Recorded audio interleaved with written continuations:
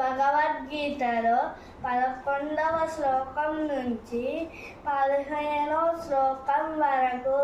11వ శ్లోకం అయనేషు చ సర్వేషు యథాభాగమవస్థితః భీష్మమేవాభిరక్ష్యంతో భవంతః సర్వ ఏవ హి.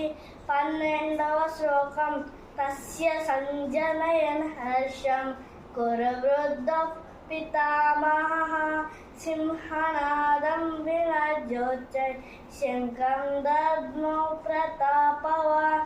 13వ శ్లోకం తత్ శంఖాశ్చ భేయశ్చ పనవానక గోముఖాః సహసైవ్యాభ్యహన్యంత సశబ్దస్తు లోభవత్. 14వ శ్లోకం తత్ శ్వేతైర్హయైర్యుక్తే మహతి స్యందనే స్థితౌ మాధవః పాండవాశ్చైవ దివ్యౌ శంఖౌ ప్రదద్మతుః.